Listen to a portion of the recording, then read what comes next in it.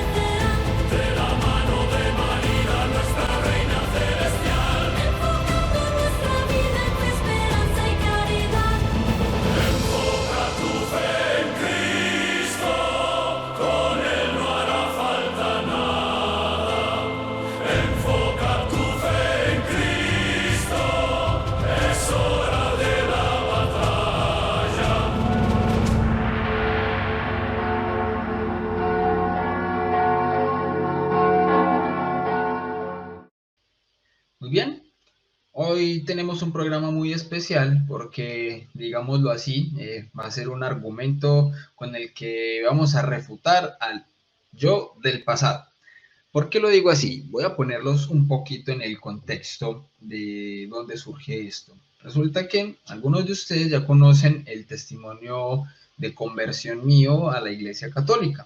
Yo vengo en un proceso de 16 años en el que atravesé por haber sido ateo, fui agnóstico y terminé anclado en un ocultismo fuertemente anticristiano, en el cual utilizaba de manera muy común el argumento de la violencia en el Antiguo Testamento, que básicamente es hacer ver a Dios como el malo de la historia y fundamentar esto con la Biblia. Yo me leí la Biblia más o menos unas 3 veces precisamente para encontrar argumentos de fuente primaria con los cuales atacar la cosmovisión de los creyentes. Y básicamente en muchas ocasiones lo lograba. Si no era que ponía a dudar a algunas personas de su fe, era que los hacía enojar precisamente al no encontrar una respuesta para este tipo de planteos. Entonces yo creo que llegó el día y llegó la hora donde vamos a abordar este tema y vamos a darle entonces una muy buena respuesta. Para ello vamos a decir lo siguiente. El problema de este tipo de temas en principio es que es un desorden. ¿Quiénes son las personas que usan este tipo de argumentos?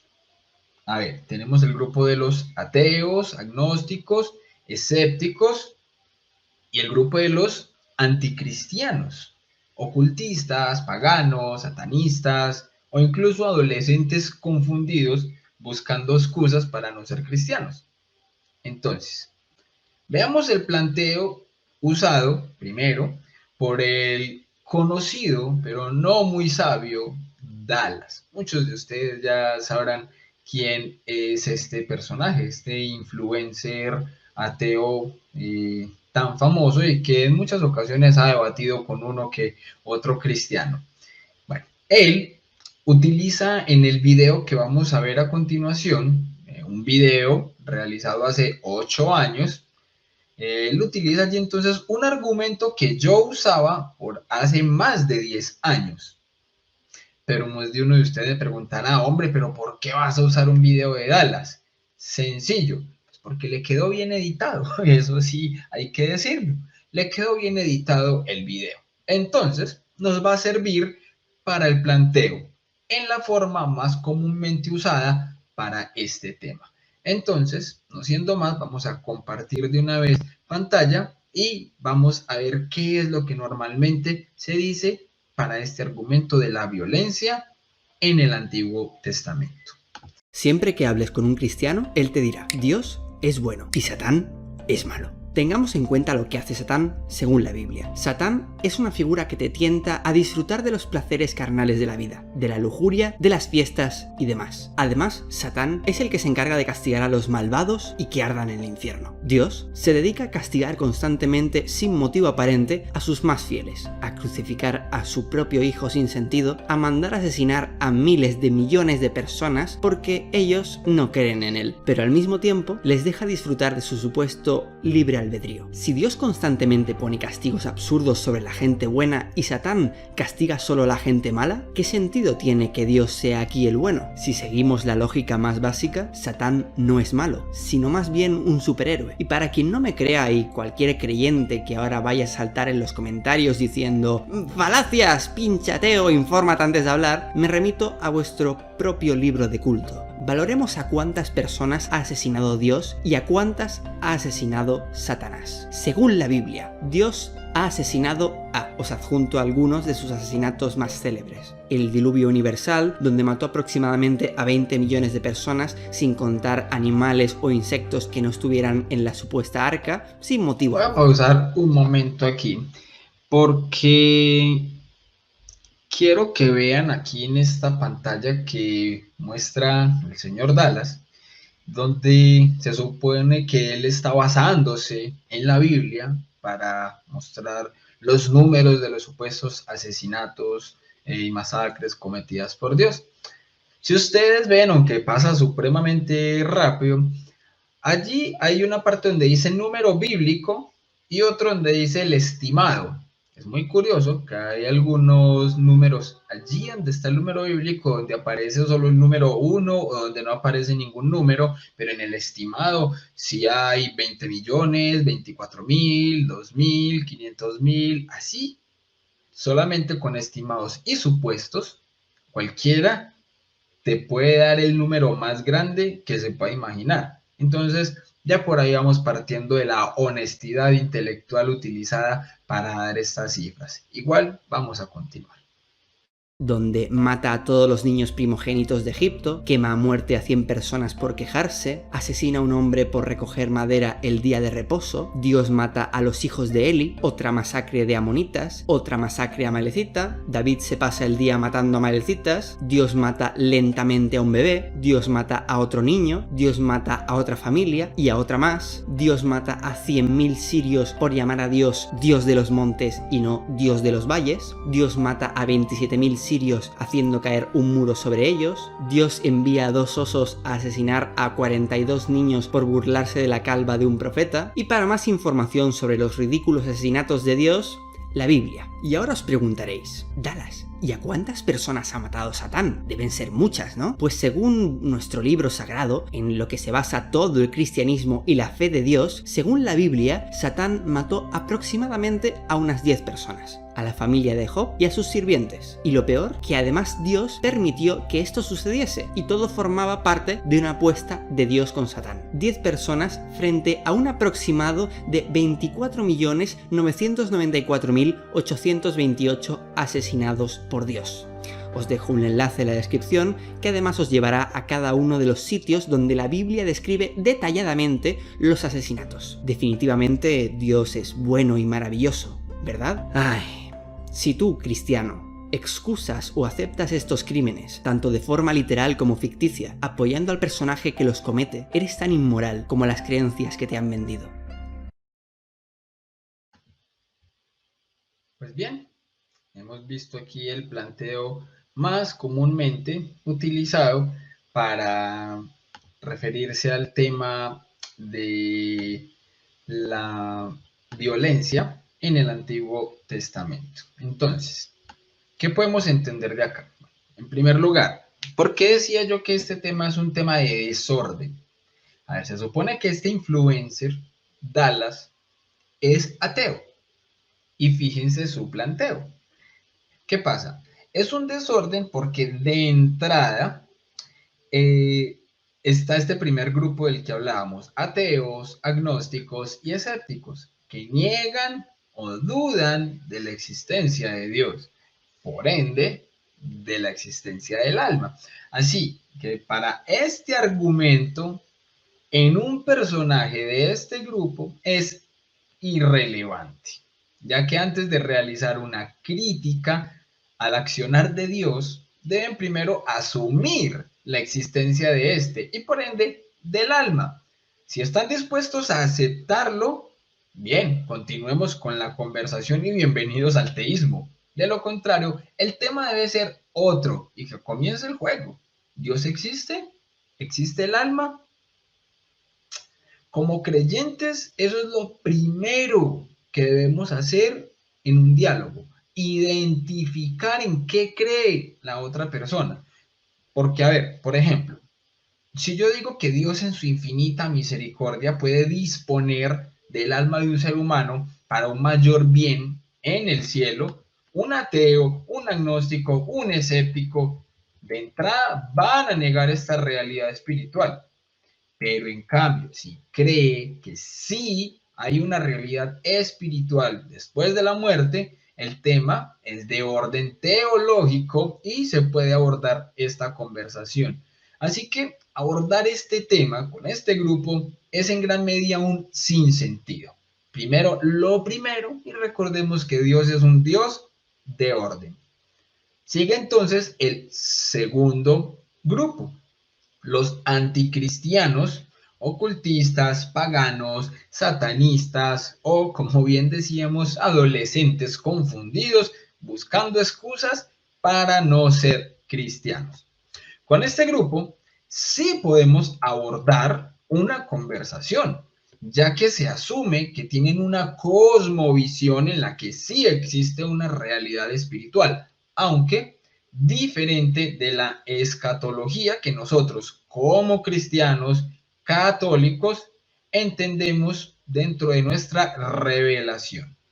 Bien, dicho esto, ¿cómo abordar este tema de la violencia en el Antiguo Testamento, donde se muestra a Dios como un Dios malo que asesinaba y mandaba cometer masacres en su nombre? Se parte de que las personas de este segundo grupo van a apelar a relatos bíblicos para justificar esta postura. Yo lo hacía y como vimos en el video de este señor Dallas, normalmente este argumento se basa en premisas de citas bíblicas. Bueno, cuando yo recién inicié mi proceso de conversión, no tenía respuestas a muchas de mis objeciones. Dios me respondió esto de manera espectacular. Esto lo cuento también en el canal del Padre Byron en una entrevista para quien quiera ir y verlo allí.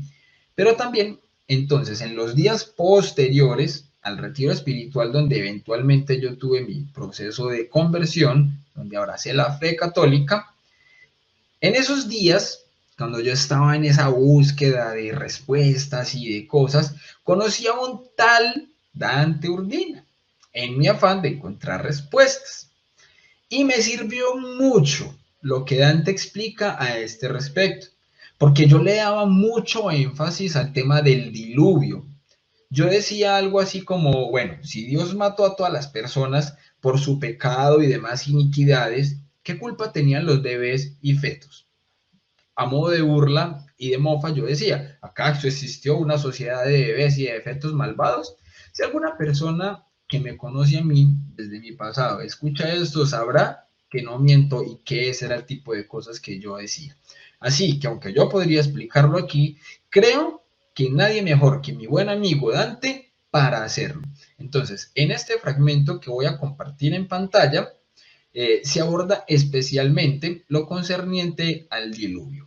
Entonces, veamos lo que dice mi gran amigo Dante Urbina.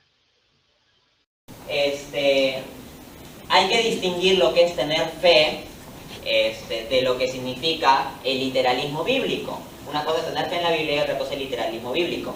El literalismo bíblico consiste en que te tomes absolutamente cada punto y coma de lo que dice la Biblia como directamente verdad. El tema es que la Biblia es la palabra de Dios, pero no es las palabras de Dios en el sentido de que Dios haya dictado cada punto y coma. La Biblia ha sido inspirada a los hombres. En ese sentido, ellos también se han valido de la alegoría o de historias o de leyendas ilustrativas, y lo mismo podría plantearse para el caso de Adán y Eva. Entonces, varias de las enseñanzas que nos da la Biblia son alegóricas, y su centro es el aspecto de la enseñanza moral. O sí tienen un aspecto histórico, pero no necesariamente es la historia al pie de la letra. Por eso lo central en el cristianismo es el relato de los evangelios, porque el relato de los evangelios sí trata de ser una especie de registro histórico de lo que sea relevante para la fe cristiana respecto de los actos históricos de nuestro Señor Jesucristo.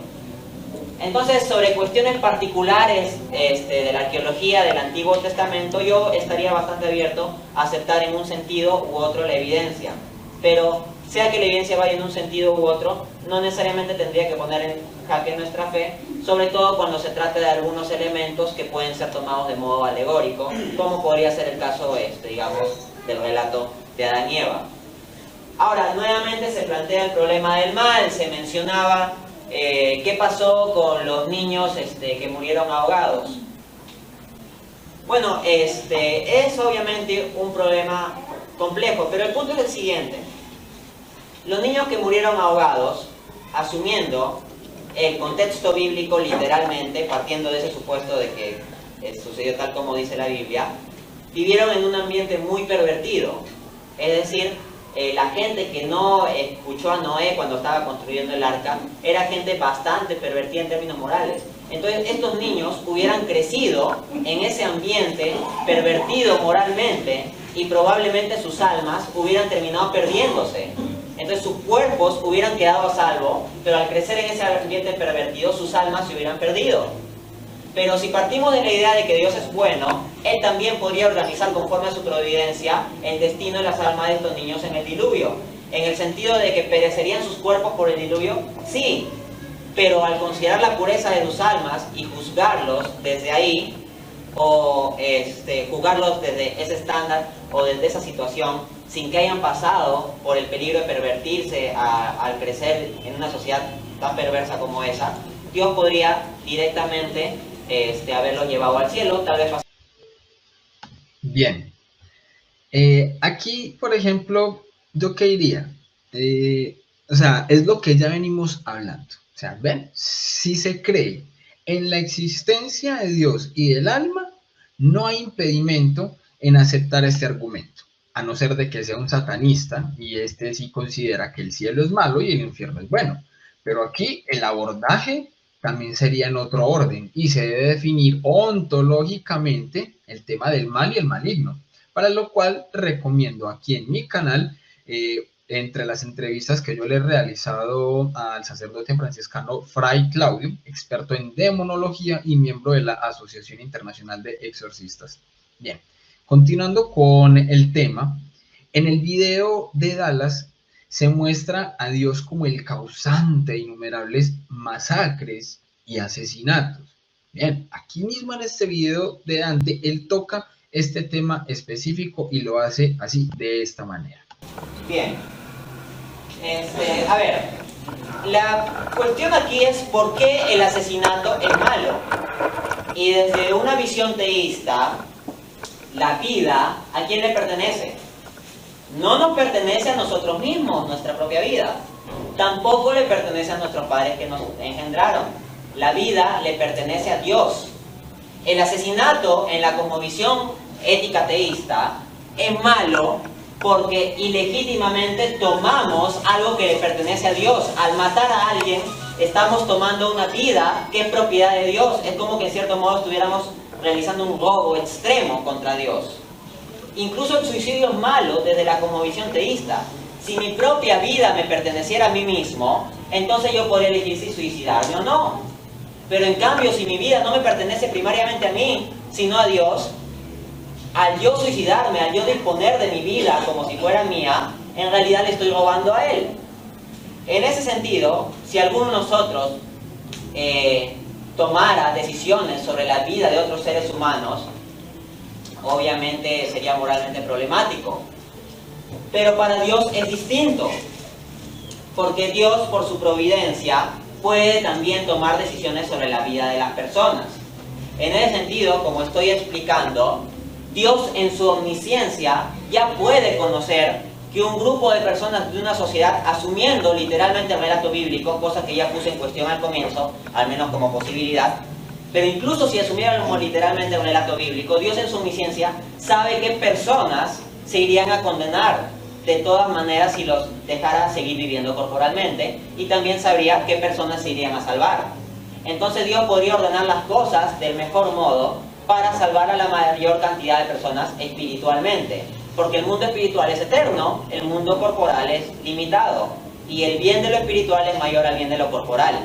Entonces, si no tenemos toda la información disponible de la perspectiva de Dios, no necesariamente podemos decir que Él ocasiona una masacre, porque no es ilegítimo que Él disponga de esas cosas, más aún cuando Él lo dispone para mayor bien. Al menos hay esa posibilidad, y tendríamos que estar abiertos a considerar esa posibilidad. Muy bien. Un ejemplo. Si yo tengo un billete de 100,000 pesos, es mío. Me lo puedo robar. Esto sería una contradicción, pues si uno no se puede robar lo que es de uno, pues con base en la explicación de Dante, quien asesina a alguien lo que hace es quitarle la vida. La vida en su conjunto le pertenece a Dios. Así que cuando Dios dispone de una vida, no se le puede llamar asesinato, porque Dios no se está quitando a sí mismo esta vida, solo está disponiendo de esta que ya es suya. Otra cosa es lo que nosotros como seres humanos emocionales podamos sentir, pero el sentir dista del comprender. Me hago entender.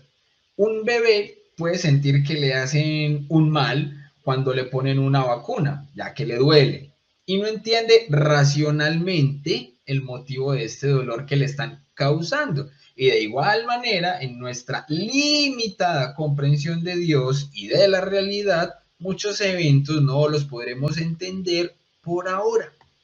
Aún así, hay muchos relatos bíblicos que podrían mostrar a Dios como, usando de pronto la terminología que yo usaba en aquel entonces, mostrar a Dios como un titiritero y nosotros como los títeres. Pero no serían más que anacronismos emocionales al tratar de comprender la vida y cultura de este mundo antiguo con una óptica moderna. Y más aún, realizando una lectura bíblica descontextualizada y en la gran mayoría de casos con una pésima, pero pésima interpretación, o buscando solo justificar posiciones contrarias a la fe cristiana.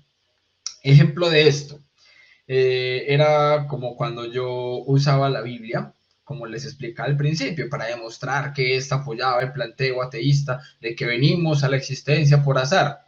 Sí, efectivamente esto es lo que dice textual el libro de Sabiduría, capítulo 2, versículo 2, pero aquí también aplica la conocida y poco aplicada frase de que un texto fuera de contexto no es más que un pretexto, ya que en el presente ejemplo, si leemos el versículo 1 de este mismo capítulo 2, dice así, porque dicen desacertadamente, y empieza a dar una lista de afirmaciones equivocadas. Entonces, entre estas, la de que venimos del azar.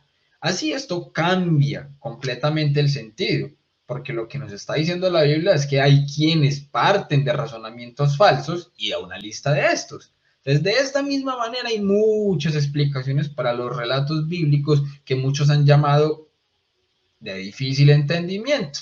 Así que para esto quiero mostrarles también esta excelente explicación de un obispo, el obispo Robert Barron, donde él muestra que puede haber no solamente un entendimiento literal de estos pasajes, sino un entendimiento alegórico de muchos de ellos. Y eso lo que causa es que tenemos una mala comprensión de los géneros literarios con los que fue escrito uno u otro libro de las Sagradas Escrituras. Entonces vamos a ver lo que nos dice este excelente obispo.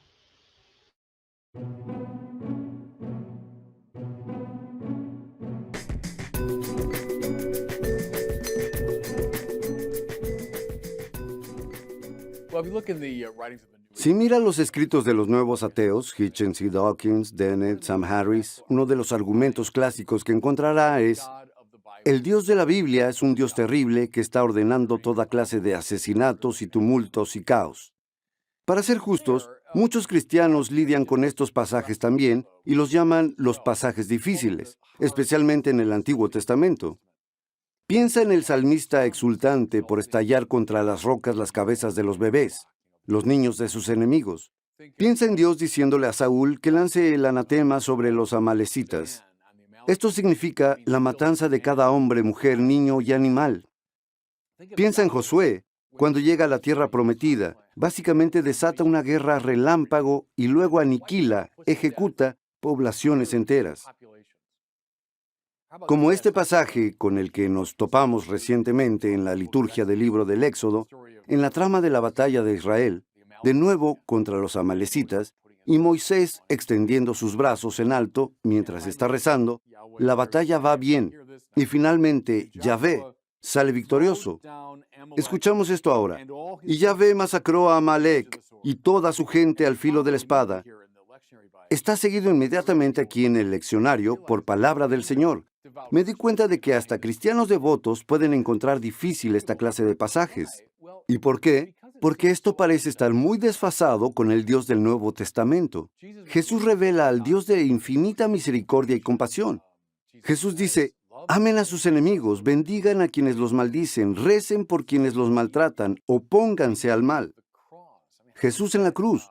¿Cómo se reconcilia aquel Dios con este Dios del Antiguo Testamento? Bien, les diría tanto a los nuevos ateos como a los cristianos que lidian con esto, que este no es un problema nuevo como si lo hubiéramos descubierto en el siglo XXI. Este es un viejo asunto en la vida de la Iglesia. Nos retrotrae a algo de los primeros días. Hubo gente, piensa en los gnósticos y especialmente en los marcionistas, allá en el segundo siglo, que decían: resolvamos el problema simplemente descartando el Antiguo Testamento. El Antiguo Testamento es un testamento de un Dios caído o malvado, no del verdadero Dios. Deshagámonos de eso, y así está el Nuevo Testamento que revela al verdadero Dios. Bueno, aquí un momento y hagamos un momento de reflexión. Nosotros tenemos la Biblia con 73 libros, en la cual obviamente tenemos un Antiguo Testamento, donde normalmente es de donde se toman todas estas citas bíblicas para hacer ver a Dios como el malo. Quien define el canon de las Escrituras, la Biblia completa con 73 libros, es la Iglesia Católica. Hombre, ¿será que la Iglesia Católica definió la Biblia sin saber que esos pasajes estaban allí presentes en la Biblia? Si fuera un tema de hacer ver siempre a Dios como, ¡ay, el bueno, el purito! Y así, lo que se hubiese colocado dentro del canon de la Biblia hubiese sido muy diferente para que la gente siempre vea a Dios como el buenito, ¿cierto?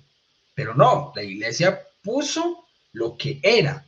Ahora bien, el hecho de que esté puesto y plasmado lo que es, no quiere decir que quien lo esté leyendo en este momento le esté dando una correcta interpretación. Si la Iglesia lo puso desde el principio, es porque sabe muy bien cómo se transmitió dentro de la tradición cristiana este tipo de información, este tipo de pasajes, que aunque bien son narraciones que pueden haber sido históricas, no necesariamente una narración histórica tiene que ser con la literalidad que se está diciendo. Entonces, ya nada más por el hecho de que es la misma Iglesia la que define que estos libros son los que tienen que estar presentes en la palabra de Dios, ya eso nos tendría que decir mucho. Si la Iglesia hubiese querido, simplemente hubiera escondido o no hubiese tomado en cuenta esto, que era lo que, por ejemplo, los marcionitas querían, solucionar el problema únicamente omitiendo este tipo de pasajes, pero la iglesia no lo hizo. Entonces, eso nos tendría que decir mucho. Continuemos viendo lo que nos dice el obispo. Nuestra mejor gente, nuestros mejores eruditos en la escritura y teólogos resistieron este movimiento, se opusieron a Marción y propusieron la lectura conjunta del Antiguo y el Nuevo Testamento como el testigo común del verdadero Dios. Una de las grandes figuras en aquella época fue Origen de Alejandría. He hablado de él varias veces antes. Es una especie de héroe teológico mío. Origen conocía este problema y lidió con él. Esta es su primera observación. Debemos leer la Biblia desde el punto de vista del último libro de la Biblia. ¿Qué quiere decir él? Se refiere al 5º capítulo del libro del Apocalipsis, donde tenemos esa estupenda escena. El visionario está arriba en el espacio celestial y aparece un pergamino. En aquellos días no había libros como este, pero sí pergaminos. Entonces este gran pergamino, y está sellado con 7 sellos. El pergamino representa, si se quiere, la Biblia completa. Es la revelación completa de Dios. El sellado significa que es difícil de leer, es difícil de interpretar. ¿Quién lo abrirá? Entonces escuchamos la voz. ¿Quién abrirá? ¿Quién quitará los sellos del pergamino? Aparece un pequeño cordero, es más, un cordero que ha sido sacrificado. Dice, un cordero parado de pie como sacrificado. En otras palabras, una figura de completa debilidad y bondad, mansedumbre, es la que sola puede abrir los sellos. El punto ahora está muy claro, pero es muy importante. El único punto de vista desde donde podemos leer la Biblia completa es del punto de vista de Cristo crucificado. El Cordero de pie como sacrificado, por supuesto, es el Cordero de Dios, que quita los pecados del mundo, precisamente a través de su sufrimiento en la cruz. Ahora, aquí está el punto de origen, que es muy importante. Si de otro modo leemos la Biblia, de un modo en el que vemos a Dios como caprichoso y cruel, o que Él nos incita a ser violentos, estamos ipso facto leyéndola incorrectamente. Quiero decirlo de nuevo. Pienso que es un punto muy importante en el siglo II y hoy. Si lee la Biblia de un modo que le lleva a decir, la violencia es algo bueno, yo debería ser más violento, o que Dios es odioso y violento, la ha leído ipso facto incorrectamente, porque no la ha leído desde el punto de vista del Cordero, de pie como sacrificado. Una vez que este punto está aclarado, es uno muy importante, aún tenemos el problema, de algún modo.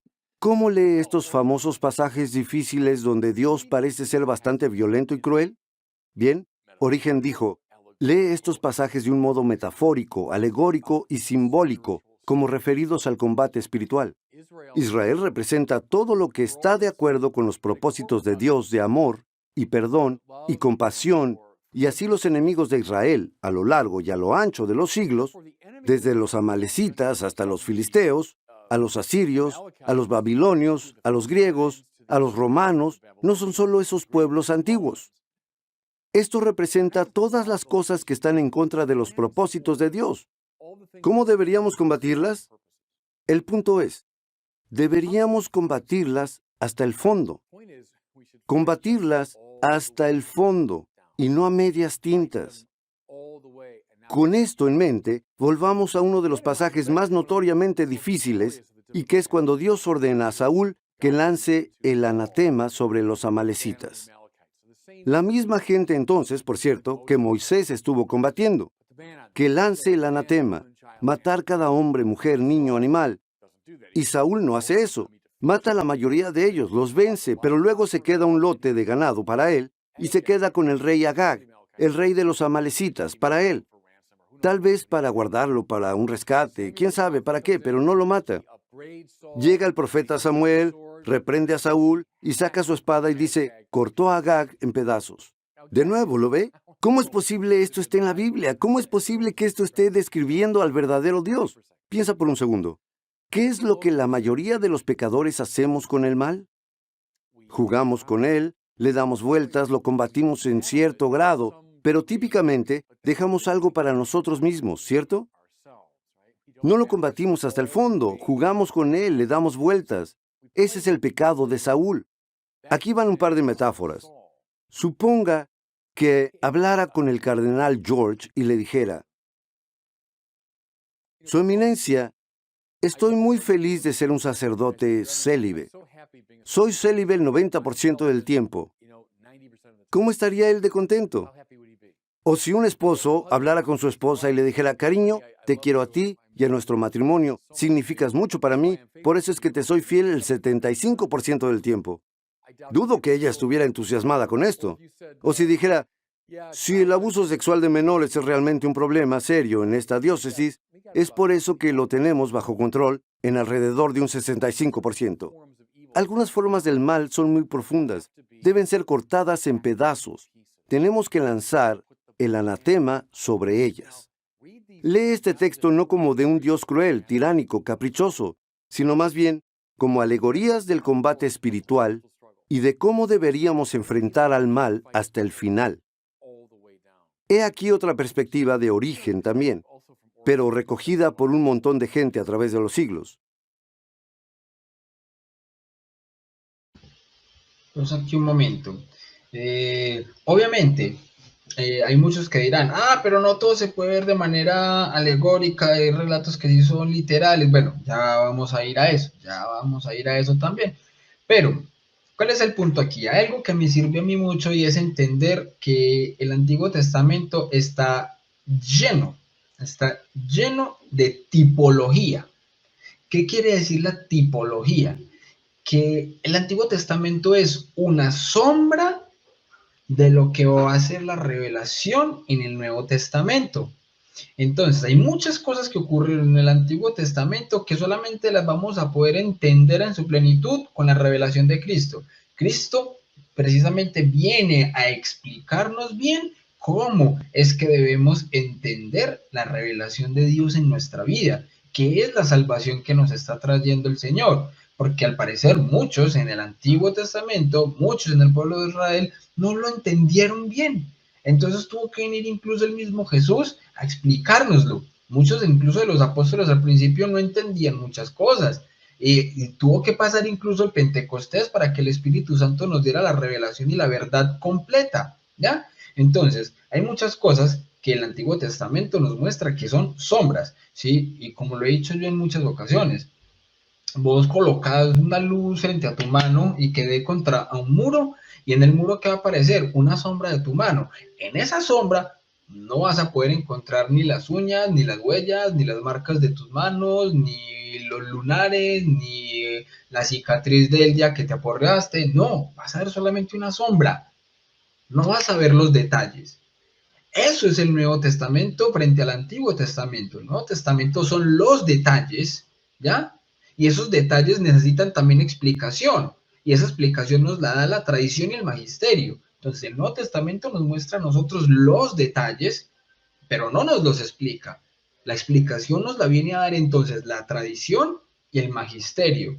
¿Y qué es el Antiguo Testamento? Una sombra de lo que iba a venir. Entonces nosotros tenemos que aprender a entender estos asuntos teológicos como son, no con el capricho o justificación que nosotros le queramos dar. Cualquiera puede leer la Biblia y entenderla al amaño o de la manera que quiera.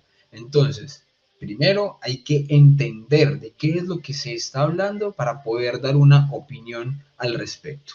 Continuemos viendo lo que dice el obispo. Estamos obsesionados con la historicidad de una manera que los antiguos no lo estuvieron, por así decirlo, con una lectura del texto muy literal. Esta gente de la antigüedad estaba muy cómoda con un modo de lectura más simbólico de los textos.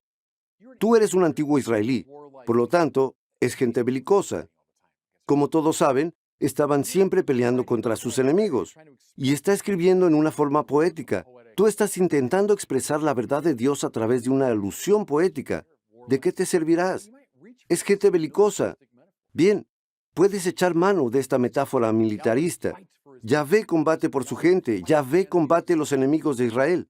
¿Cómo va a combatirlos él? Si está intentando describir a Dios, Dios es todopoderoso, omnipotente. ¿Qué vas a decir? Tú vas a decir, Él aniquiló los enemigos de Israel. Ese es el Dios en el que creemos. ¡Ay, Él es grande! Mató a la tercera parte de los filisteos. No, si tú eres un poeta y estás intentando expresar cómo es el poder de Dios a través de esta metáfora militarista, ¿qué vas a decir? Tú dirás, Él aniquiló los enemigos de Israel, los eliminó, les lanzó el anatema. De nuevo, no te obsesiones con esa es una descripción histórica, periodística de lo que exactamente ocurrió, más bien como una evocación poética del poder y la soberanía de Dios, pero usando precisamente una metáfora militarista. Encontramos esa metáfora desagradable hoy, y entonces tenemos un marco cultural diferente. Esa era la metáfora de la que se sirvió mucha gente de la antigüedad, como lo hicieron los antiguos israelíes. Solo cerraré con esto. Me molestan los nuevos ateos, y lo veo en Internet, por supuesto, todo el tiempo, que la gente trae esto a colación como si fuera un nuevo descubrimiento que Christopher Hitchens resolvió. La Biblia nos está mostrando un Dios cruel. Sam Harris puso al descubierto el gran misterio que la Biblia... Por favor, nuestra gente estupenda ha sabido de este problema desde el comienzo y nos han dado estrategias de interpretación muy valiosas, muy especialmente el capítulo 5 del Apocalipsis. Leemos la Biblia entera a la luz del pacífico, compasivo y misericordioso Cordero de Dios crucificado. Lee la Biblia bajo esa óptica y la leerás correctamente. Una belleza, no.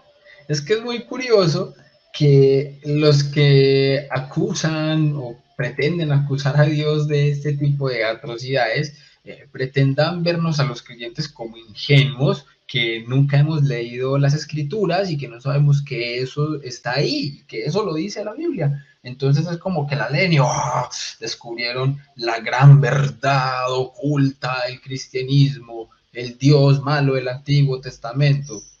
Bueno, vemos entonces quién tiene la correcta interpretación de un texto.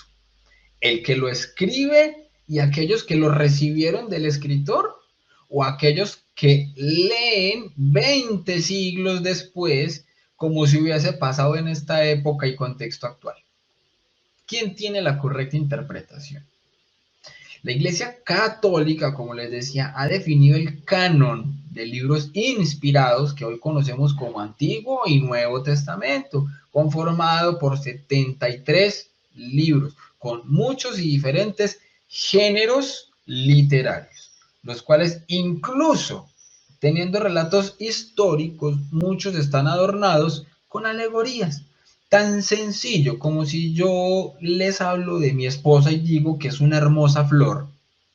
Ustedes van a creer entonces que a mi esposita hay que buscarle el tallo, las espinas, ¿m? O entenderían que simplemente es una comparación porque estoy diciendo que ella es hermosa. Hoy en día podemos entender este tipo de alegorías, así como podemos entender el concepto de tecnología, tener este tipo de encuentros, stream, podemos realizar una videollamada, pero a ver, piensen. Si el pueblo judío de esa época que entendía la vida de manera distinta, ¿qué pensaría si viera un aparato tecnológico de hoy en día? Pensar en eso es un poco curioso, ¿cierto? Entonces, en ese orden de ideas vemos cómo podemos caer en anacronismos al tratar de entender en esta época lo que ocurría en una cultura y vida diferente a la nuestra, pero entender esa cultura como si esa cultura estuviese pasando en este momento, con nuestra óptica de hoy. No, no se puede. Ahí vemos que hay una incongruencia. Bueno, finalmente, quiero compartir también este extracto del apologista católico Trent Horn, hablando a este mismo respecto por si aún falta clarificar un poco más esto. Aquí Trent nos da un resumen de las dos posibles interpretaciones que podemos dar a unos pasajes o a otros. Es decir, bien sea que se consideren de manera literal o que se entiendan como relatos históricos cargados de un fuerte contenido alegórico. Entonces, veamos qué es lo que nos dice el muy buen apologista Trent Horn. ¿Qué hay de la masacre de los cananeos por los israelitas. ¿Puedes explicar este problema y mostrarnos cómo podrías responder a ello? Sí, ese es el problema de la violencia en el Antiguo Testamento. Y para muchos es un caso cerrado cuando se trata de la Biblia. Ellos dicen, no puedes ser un cristiano si adoras a Yahweh, porque Él ordenó a los israelitas a matar, y no solamente al ejército contrario, también al ejército cananeo, y eliminar a los no combatientes como las mujeres y los niños. Así que, ¿cómo pudo Dios ordenar algo así? Esto muestra que es malvado y tiene sed de sangre. No quiero tener nada que ver con un Dios como ese. ¿Cómo puedes adorar a un Dios así? Los cristianos han ofrecido varias respuestas a este argumento. Yo no apoyo todas, pero creo que es importante para todos, y especialmente para los ateos que están lidiando con esto, que estemos conscientes de las diferentes respuestas. Entonces, si lo miramos por un lado, una de estas respuestas sería que esto es un invento humano que representa el barbarismo de los pueblos antiguos y que no fue inspirado por Dios. Dios nunca ordenó algo como eso. Por lo que esa es una parte de la Biblia que hemos determinado que no es relevante hoy. Y ya sabes, es un error dentro de la Biblia. Y por tanto, es algo que no aceptamos. Esa es una perspectiva que yo no apoyo, pero aquellos que dicen esto, yo lo reafirmaría diciendo, como lo dijiste antes, que esto no prueba que Jesús nunca resucitó de los muertos. No demuestra que Dios no existe. No demuestra que Dios nunca se reveló a sí mismo. Conozco teólogos cristianos que sostienen esto y dicen, es solamente una parte errónea de la Biblia, y sin embargo son cristianos. Ellos creen que Jesús es completamente divino, y esta podría ser una opción viable para el ateo, especialmente si tú estás firmemente comprometido a creer en la persona de Jesús. Yo prefiero que tú creas en Jesús, y que intentes desarrollar tu teología bíblica en lugar de desechar todo. Es una perspectiva que yo no apoyo, pero creo que puede estar sobre la mesa y algunas personas pueden aceptarlo. Otra perspectiva sería la que Santo Tomás de Aquino presenta, la cual dice que Dios tiene el derecho de tomar la vida. Si Dios tiene el derecho de tomar mi vida o tu vida, entonces Él también tiene el derecho de delegar a otros para escoger diferentes métodos de tomar la vida humana. Así que Él está intentando mostrar que Dios es justo al ejercer juicio en contra de este grupo de personas, tal y como Él ejercería juicio contra las naciones, por ejemplo, en contra de Egipto y de otras naciones que tuvieron plagas.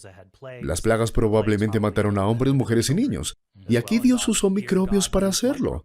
Él usó pequeños soldados microbianos para matar a estas personas. Y el sufrimiento por una plaga pudo haber sido mayor que el sufrimiento de ser asesinado por un soldado, ¿lo ves? Quiero decir, es difícil y terrible. Pero Dios escogió terminar con la vida de estas personas y tener juicio en contra de sus civilizaciones debido a la grave depravación y a la maldad en la que ellos se involucraron. Y pienso en el libro de Génesis capítulo 15, donde Dios le profetiza a Abraham que sus descendientes serán mantenidos en servidumbre en una tierra que no es suya, refiriéndose al Éxodo, y que tomará 400 años antes de que la tierra vomite a los cananeos, esperando a que su iniquidad crezca. Hablando sobre los amorreos, dice en Génesis 15 que pasarán 400 años hasta que sean vomitados de la tierra, hasta que su iniquidad crezca, hasta que hayan alcanzado su nivel máximo de pecado, como el sacrificio de niños al fuego y cosas así. Entonces, si es permitido que Dios tome la vida humana, y si es permitido que Él use varios métodos para hacerlo, pregunto, ¿no tiene Él ese derecho como el autor de la vida humana?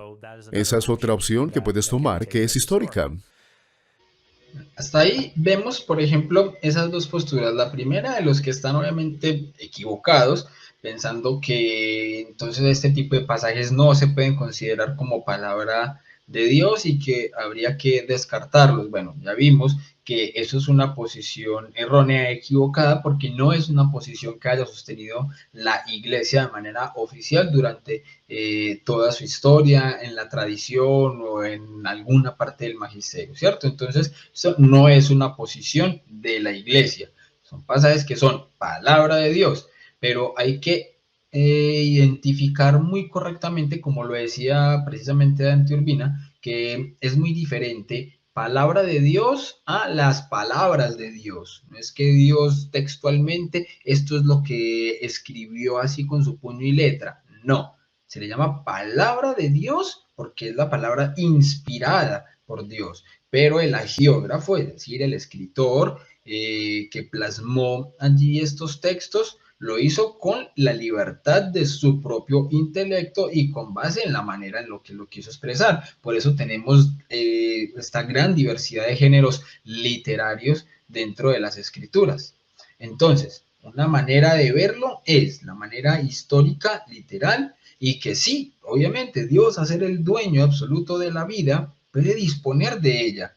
Otra cosa diferente es nuestras emociones humanas al pensar entonces de manera que esto pueda ser injusto o que no es el momento, pues nosotros podemos verlo con nuestra óptica y limitación racional humana, pero obviamente Dios en su omnipotencia y omnisciencia va a poder tener obviamente muchas más razones que nosotros para poder ver que es el momento correcto, esto sí es apropiado, pues ya vuelvo y digo, pasa más como por una cuestión emocional de nosotros que el juzgar si esto que hizo o no hizo Dios está correcto o incorrecto, porque vuelvo y repito, no se le puede llamar asesinato si la vida le pertenece a Dios. Dios no comete un asesinato porque la vida es de Él. Eso es algo que yo también decía. Yo decía, por ejemplo, Dios nos dice no matarás, pero hay un mandamiento que dice no matarás y Él sí mata. Entonces, ¿Él por qué no nos da ejemplo? Y resulta que ahí es ahí donde viene el punto. Él nos está diciendo a nosotros qué es lo que no debemos hacer nosotros, porque nosotros sí estaríamos cometiendo un asesinato, en nosotros sí sería matar a alguien, en nosotros sí sería un robo, en nosotros sí sería todo este tipo de cosas que transgreden obviamente la ley divina, pero en Dios no sería un asesinato. Dios no estaría matando ni asesinando a nadie. Dios lo único que estaría haciendo es disponiendo de una vida, de un alma, dado que este plano material es finito, mientras que la vida como tal es eterna y obviamente el alma es inmortal. Por tanto, lo único que permanece aquí en la tierra es un cuerpo inerte, pero nuestra alma continúa. A eso me hacía referencia entonces yo desde el principio, de que primero tenemos que hablar es del tema de la existencia de Dios y la existencia del alma para poder entrar a analizar este tema de la manera correcta. Pero descartando la existencia de Dios y del alma, no se puede apelar a este tipo de argumentación porque de entrada se va a descartar cualquier tipo de respuesta. Entonces, aquí ya Trent también nos va a hablar de que hay una manera alegórica o simbólica de poder entender también muchos de estos textos. Otra respuesta es que estos pasajes en el Antiguo Testamento no describen literalmente el asesinato real de los no combatientes, que estos son lo que tú llamarías retórica bélica exagerada, y que realmente no se ha narrado lo sucedido en estos eventos que fueron escritos siglos después durante el reino unificado de Israel, y que el propósito de pasajes como no dejes a nadie que respire, la muerte a hombre, mujer y niño, es para enseñar a las personas de Israel que vivieron tiempo después de los cananeos, que no tengan nada que ver con las influencias paganas. Ahora, algunos dirán, solamente estás inventando eso porque no puedes aguantar el sentido literal, así que fabricas esto para sentirte mejor. No creo que ese sea el caso porque si lees el texto bíblico, llegas a esta conclusión, porque muchos de estos pasajes los encuentras en libros como el de Josué. El libro de Josué tiene mucha retórica de guerra, es sobre la conquista de la tierra prometida, pero luego cuando vas a libros como Jueces, tienes una historia muy diferente sobre los amalecitas y los cananeos. No son completamente destruidos. Ellos acosan a Israel por mucho tiempo y sus santuarios religiosos sí son destruidos y ellos son expulsados, son vomitados de la tierra. Así que es más un tema sobre el conflicto bélico típico del antiguo Oriente cercano. Y estas descripciones de no dejes a nadie que respire, es como decir, ¿cómo estuvo el partido de básquetbol?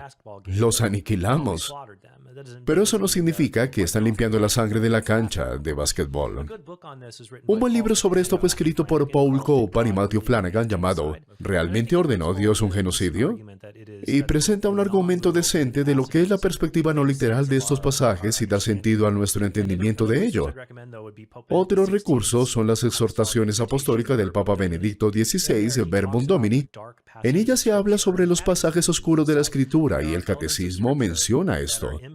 Así que hay elementos de la Escritura que son imperfectos y provisionales, que están destinados a ser reglas temporales y directivas para el pueblo de Dios, hasta que ellos lograran alcanzar la plenitud de lo que Dios quería ofrecerles en Cristo. El ejemplo primario de ello sería el divorcio. Dios permitió en la ley, en Deuteronomio, el mal del divorcio para prevenir... Aquí no dice que era para detener el mayor mal, que era el asesinato de la esposa. Sí, para que no la mate, sí. Eso era lo que él creía.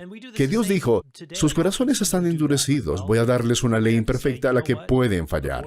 Sí, pero no sería para siempre. Y hacemos lo mismo hoy. ¿Cómo podría hacer algo así? Bueno, tendría que decir, ¿sabes qué? El aborto es legal en el caso de la violación, pero es ilegal en otros casos. ¿Por qué ofrecí esa ley si soy un legislador?